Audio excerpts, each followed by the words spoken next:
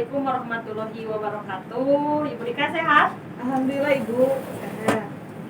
Ibu, hari ini adalah hari Jumat. Kita akan melakukan proses coaching terhadap coaching ya Bu. Kemudian sebelumnya saya akan jelaskan dulu tentang rutik penilaian yang akan berlangsung selama coaching nanti. Ya, apa-apa ya, saya minta waktu Ibu ya. Ya tidak apa-apa.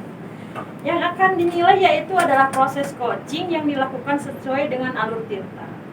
Ya, kemudian ada pertanyaan-pertanyaan berbobot dan bagaimana respon dari coaching terhadap pertanyaan yang diajukan. Kemudian dalam coaching ini ada prinsip kemitraan, itu yang akan saya ingatkan kepada Ibu. Kemudian ada proses kreatif dan memaksimalkan dari potensi. Ya, sebelum melaksanakan coaching, ada pertanyaan yang ingin saya ajukan kepada Ibu ya. Yang pertama adalah kompetensi coaching yang bagaimana yang ingin dikembangkan nanti dalam proses coaching. Kompetensi yang coaching yang ingin dikembangkan dalam proses coaching nanti itu yang pertama itu tentang keaktifan, yang selanjutnya tentang kehadiran penuh dan juga bagaimana cara coach itu membuat pertanyaan-pertanyaan yang berbobot. Nah, selanjutnya kita ke bagian kompetensi ya Bu ya. Iya. Nah, bagaimana bagian kompetensi mana yang secara spesifik yang nanti akan Ibu observasi? Itu kompetensi yang spesifik yang saya observasi itu yang berkaitan dengan mendengarkan secara aktif dan juga mengajukan pertanyaan yang berbobot Bu. Itu yang akan saya observasi. Oke, lebih ke sana ya, lebih ke pertanyaan yang berbobot dan mendengarkan secara aktif. Oke, nah yang terakhir pertanyaannya tentang indikator ketercapaian. Nah, indikator ketercapaian apa dan dari tujuan pengembangan yang diinginkan dari proses coaching kali ini? Indikator ketercapaian yang ingin menjadi tujuan pengembangan itu adalah coaching mendapatkan jawaban dari permasalahan-permasalahannya sehingga mendapatkan sebuah solusi Bu. Jadi coaching bisa memecahkan masalah yang sedang dihadapinya. Oke, baik.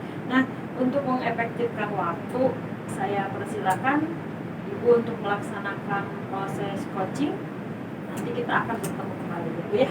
Silakan. Terima kasih Bu. Assalamualaikum.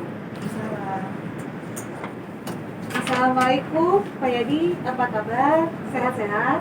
Waalaikumsalam Ibu, alhamdulillah Bu sehat. Sebaliknya Ibu gimana Bu? Sehat? Alhamdulillah sehat Pak. Dalam keadaan sehat alhamdulillah. Begini, saya mengamati Pak Yadi hari ini kelihatan kurang bersemangat seperti biasanya. Kenapa tuh Pak? Apa ada yang ingin Bapak kemukakan atau apa boleh saya tahu Pak Yadi sedang mengalami permasalahan apa hari ini? Ya, baik Bu, terima kasih sebelumnya. Seperti yang sudah saya sampaikan di Ibu, mungkin ya saya meminta waktunya ke Ibu. Saya mau membicarakan mungkin permasalahan ini sudah dirasakan mungkin ya dengan rekan-rekan yang lain, tapi ini kalau tidak dibicarakan mungkin saya sebetulnya ingin mencari solusi Bu dari ini, karena belakangan ini saya melihat di kelas saya itu siswa-siswa yang diajar di kelas saya itu sedikit menurun gitu Bu, tingkat motivasi untuk belajarnya, jadi kemandiriannya juga mereka itu terlihat jadi agak menurun, apalagi kita kan jamnya pagi Bu ya, dari pagi sampai sore itu jamnya, apalagi di jam produktif itu kita dari pagi sampai jam 4 kurang lebih. Nah, setelah saya perhatikan, saya amati di kelas selama proses belajar itu anak tingkat kemandiriannya jadi sedikit berkurang. Oh begitu. Tapi sebelumnya saya ingin mengetahui, jadi menurut Bapak apa yang Bapak harapkan dari percakapan kita kali ini? Jadi saya tuh ingin mencari sebuah solusi Bu ya dari permasalahan saya tadi di kelas, bagaimana supaya tingkat kemandirian dari siswa di kelas saya itu bisa meningkat kembali gitu Bu, dengan jam pelajaran yang begitu panjang dan juga mungkin materinya yang memang sedikit lebih berat gitu Bu. Itu Bu, untuk meningkatkan kembali bagaimana caranya supaya tingkat kemandirian dan motivasi untuk belajar mereka juga bisa lebih meningkat lagi gitu. Oh begitu. Jadi permasalahan Bapak itu berkaitan dengan kemandirian siswa ya Pak ya? Betul. Dengan kendalanya itu tadi jam pembelajaran yang begitu panjang ya. Kalau menurut Bapak, apa yang membuat murid-murid Bapak saat ini kurang mandiri? Bapak melihatnya dari sisi apa? Yang saya amati Bu di kelas ya, mungkin kalau dari jam pertama udah sampai jam istirahat lah Bu ya, 3 sampai 4 jam mereka memang masih tetap antusias gitu ya, semangat belajar. Apalagi kan di jam pelajaran praktek itu mengharuskan kita interaksi dengan alat Bu ya. Jadi kalau di saya kan itu ada dengan menggunakan LMS itu. Nah, setelah dari jam istirahat sampai ke terakhir itu motivasi atau kemandiriannya itu berkurang. Kenapa? Kalau yang saya perhatikan anak-anak sebetulnya dari fasilitas sudah ada Bu, ya, dari mulai laptopnya mungkin atau komputernya ada, dan juga untuk sumber belajarnya juga saya sudah memberikan kebebasan mereka untuk mencari, mau menggunakan buku lah dari perpustakaan atau menggunakan HP dari dengan fasilitas internetnya. Nah, yang saya perhatikan itu jadi anak-anak menggunakan HP-nya itu mungkin karena sudah jenuhan Bu ya, dari mulai pagi sampai siang. Nah, penggunaan HP-nya itu jadi kebanyakan ada sebagian dari siswa yang di kelas itu si gadgetnya itu ya digunakan, mungkin ada yang jadi pakai buat medsos, itu ada sebagian juga anak ya main game itu. Nah, yang saya perhatikan, sedangkan dari materi yang saya berikan jadi mungkin fokusnya itu, konsentrasinya itu teralihkan gitu. Baik Pak, tadi kan masalahnya tentang kemandirian ya Pak ya. Walaupun sudah difasilitasi berbagai macam alat-alat dari dalam pembelajaran itu. Kalau menurut Bapak, kalau dipresentasikan kalau angka dari 1 sampai 10, kira-kira kemandirian anak-anak yang Bapak aja tuh ada di mana sekarang? Kalau diperhatikan Bu, yang saya lihat, yang saya amati, kalau diambil nilai rentan 1 sampai 10, tingkat kemandirian anak sekarang itu ada di 5 mungkin Bu ya. Kenapa? Ya, kenapa tadi saya bilang 5 seperti itu? Ya, tadi Bu, untuk penggunaan fasilitas kan, kalau kemandirian itu memang kita harus tetap fokus Bu ya. Iya. Dengan adanya fasilitas itu kita bisa memanfaatkan secara efektif ya, sehingga mendukung untuk belajar. Nah, memang jadi kemandirian yang saya katakan 5 itu ya tadi Bu, seperti saya katakan, si anak itu menggunakan gadgetnya itu jadi dialihkan gitu. Gitu kan ya. Asalnya mungkin memang kalau saya sambil berkeliling gitu di kelas, saya mengamati di pembelajaran, mungkin di awal-awal ya mereka menggunakan gadget atau fasilitas internetnya itu fokus lah untuk mengerjakan materi yang ada di LMS-nya. Tapi lama-kelamaan nah si fokusnya itu teralihkan lagi. Mungkin oh ya ada temannya mungkin yang ini yang ngirim pesan, nah, dia balas, jadi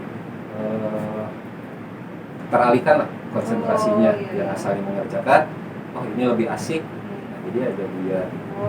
Jadi tingkat kemandirian untuk penggunaan atau memanfaatkan waktu itu, jadi saya rasa mungkin masih di 5. Ya tadi kan ada seperti Bapak sebutkan tadi, kemandirian bisa dilihat dari bagaimana pemanfaatan dari gadget yang tadi anak pakai ya Pak ya. Terus biasanya apa yang Bapak lakukan ketika melihat anak seperti itu?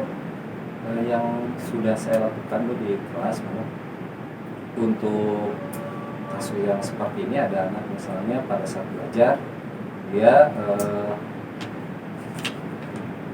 secara ini langsung menggunakan HP-nya misalkan untuk main game. Saya juga sudah langsung tegur seperti itu supaya si konsentrasinya kembali lagi gitu. Tersebut yang menegurnya ya. Kira-kira menurut Bapak ada hal lain yang bisa meningkatkan kemandirian siswa dalam pembelajaran selain teguran yang tadi yang Bapak sebutkan? Ya, kalau menurut saya Bi, sebenarnya dari yang saya lihat, mungkin kita juga ini ya Bu sudah mengetahui ya, ada mungkin siswa itu memang ada kebutuhan yang ingin mereka capai.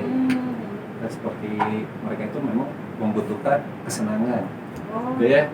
Itu kan biasanya anak itu butuh kesenangan, ada hal dalam dirinya itu ada yang ingin terpenuhinya. Mungkin ada kesenangannya dengan bermain HP itu kan mereka merasa senang gitu ya, secara ininya happy lagi, senang lagi. Nah, yang mungkin coba saya atau rencana saya itu saya coba dari kebutuhan mereka itu saya ingin sebetulnya ini baru rencana Bu ya, mudah-mudahan bisa ini saya ingin coba membatasi walaupun sebetulnya sudah membatasi kebutuhan mereka itu untuk kesenangannya itu.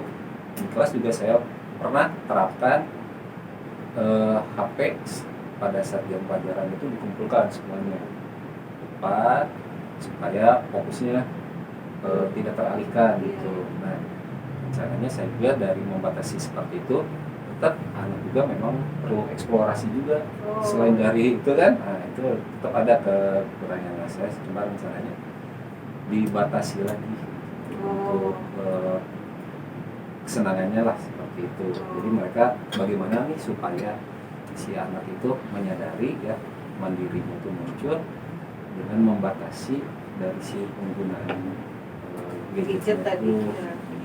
Walaupun HP dikumpulkan, mungkin kalau ada suatu waktu Pak saya untuk ini misalnya silakan. Terus saya juga coba ini mengkomunikasikan dengan orang tua ya tentang penggunaan apa itu namanya itu si gadgetnya supaya jangan sampai di sekolah juga dibatasi oleh kita. Nah, orang tua juga saya ingin coba memberikan pemahaman orang tua juga supaya penggunaan HP di rumah kita juga jangan sampai berlebihan gitu. Begitu. Dibatasi juga. Dibatasi gitu. juga supaya ada sinkron. Gitu. Ya, sinkron. Itu sih rencananya kalau saya coba terapkan. Dengan pembatasan penggunaan HP gitu ya atau gadget. Ada mungkin rencana lain selain hanya membatasi siswa? Ya, saya juga coba dikolaborasikan juga nanti dengan guru-guru yang lain Bu ya, dengan sejawat saya di jurusan mungkin akan saya coba buatkan nanti di bagaimana sih merancang pembelajaran supaya lebih anak itu lebih mandiri lagi. Jadi membuat di rencana pembelajarannya kah atau nanti membuat rencana aksi-aksi yang kecil lah. Misalnya anak diberikan proyek-proyek kecil lah. Misalnya jadi anak tuh mengerjakan proyek ya sesuai dengan kemampuan dia gitu ya. Dengan menggali potensi yang dia miliki gitu, dikasihkan proyek kecil lah. Dari tadi rencana-rencana yang Bapak yang sudah Bapak rencanakan, prioritas mana yang akan Bapak dahulukan dulu? Mungkin untuk rencana yang coba saya lakukan sekarang itu yang mungkin sedikit membatasi aja untuk penggunaan si gadget dan juga komunikasi dengan orang tua siswa. Dalam melaksanakan rencana ini, apakah Bapak membutuhkan bantuan dari yang lain? Jelas Bu, karena itu kan dalam kita namanya di pembelajaran itu tidak bisa jalan sendiri Bu ya. Betul. Kita perlu juga dengan rekan-rekan yang lain. Jadi saya juga membutuhkan dukungan mungkin dari guru-guru yang lain ya, supaya bersama-sama itu mencoba untuk membatasinya bukan di stop secara penuh ya, tapi Iya. memberikan pemahaman mungkin atau berbagilah sharing dengan teman-teman yang lain di jurusan bagaimana nih supaya si anak tersebut itu bisa lebih mandiri lagi dalam penggunaan HP-nya atau gadgetnya itu. Iya. Ya, Bapak tadi Bapak sudah merencanakan aksi atau rencana untuk pembelajaran Bapak, perbaikan pembelajaran Bapak. Terus bagaimana nanti Bapak ketika melaksanakan tuh bertemu dengan kendala-kendala yang Bapak hadapi?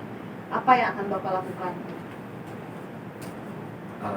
Kalau menemukan kendala mungkin di sini Bu ya, saya coba kembalikan lagi atau saya coba lebih banyak berkolaborasi sih Bu, nanti supaya ada masukan-masukan lain mungkin dari Iya, iya. teman-teman ya. Setelah rencana yang sudah saya laksanakan, saya juga coba mengajak teman buat membantu saya merefleksi nih dari rencana yang sudah saya lakukan, bagaimana nih untuk tercapainya. Jadi saya mengajak mungkin salah satu atau beberapa teman di jurusan untuk bersama-sama merefleksi gitu.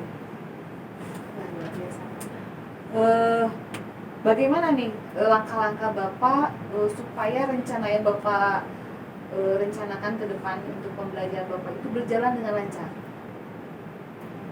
Rencananya saya mungkin ya tadi Bu, yang mudah-mudahan kita juga merencanakan di pembelajaran itu ada supaya tadi yang kejenuhannya mungkin anak dari jam pertama sampai jam terakhir itu mungkin di tengah-tengah kita akan coba berikan ada apa namanya itu ice breaking ya, atau permainan-permainan lah supaya si semangat dari si anaknya juga untuk belajar itu bisa meningkat lagi seperti itu Bu.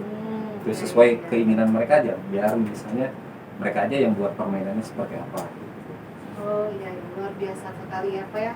Jadi untuk mengatasi masalah Bapak itu tadi yang pertama itu dengan cara pembatasan, selanjutnya dengan cara berkolaborasi dengan guru mata pelajaran lain. Selain itu juga nanti ada prioritas-prioritas dari masalah-masalah Bapak yang akan Bapak lakukan. Luar biasa sekali Pak. Sekarang saya ingin tahu bagaimana perasaan Bapak sekarang.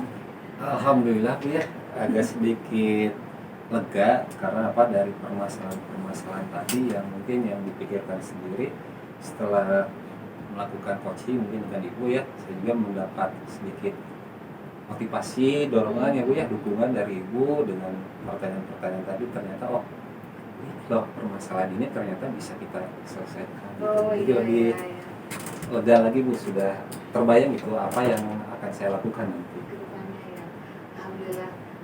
Kalau begitu Bapak sudah menemukan solusi dari permasalahan Bapak. Mudah-mudahan apa yang Bapak rencanakan bisa berjalan dengan lancar sesuai dengan yang Bapak rencanakan. Terima kasih Pak Yadi. Oke, kembali ya. Alhamdulillah. Oke. Alhamdulillahirobbilalamin. Seru ya, Bu Dika? Barusan Alhamdulillah Bu, Nah, seru. sekarang bagaimana perasaan Ibu setelah melaksanakan proses coaching tadi? Gimana? Perasaannya? Alhamdulillah Bu, perasaannya lega karena setelah saya melaksanakan proses coaching dengan Pak Yadi bisa menemukan solusinya dan bisa memecahkan masalah yang dia hadapi gitu. Iya. Nah, pertanyaan selanjutnya, apa yang sudah Ibu lakukan terkait indikator ketercapaian pengembangan yang diinginkan? Yang sudah saya lakukan berkaitan dengan indikator ketercapaian pengembangan itu sesuai dengan alur tirta Bu. Jadi ada tujuan, ada identifikasi, rencana aksi, dan juga tanggung jawab. Observasi dari ini ya, dari catatan tadi seru banget gitu tadi percakapan itu. Memang udah sesuai dengan alur tirta, konsep coachingnya juga ada beberapa konsep tadi yang juga memberikan pertanyaannya berbobot, kemudian coach juga memberikan responnya yang sangat baik. Nah, selanjutnya kompetensi apa lagi yang ingin dikembangkan berdasarkan dari coaching yang sudah dilakukan tadi? Kompetensi yang ingin saya kembangkan berdasarkan coaching tadi itu, saya ingin lebih memahami proses coaching itu sendiri sehingga kedepannya dapat melakukan kegiatan coaching lebih baik lagi Bu itu. Semoga setelah kegiatan coaching ini nggak berhenti sampai sini ya, nanti Iya. ada coaching-coaching yang lainnya dan kita lebih lagi memahami dengan alur tirta ini, Iya, betul. sehingga coaching kedepannya nanti lebih baik, lebih sempurna. Iya. Bu Rika, terima kasih atas Sama-sama, waktunya ya. Ibu. Mudah-mudahan ini ya nggak sampai sini, akan ada selanjutnya lagi. Sukses untuk Ibu dan Sama-sama, untuk Bu. semuanya. Wassalamualaikum warahmatullahi wabarakatuh. Waalaikumsalam warahmatullahi wabarakatuh.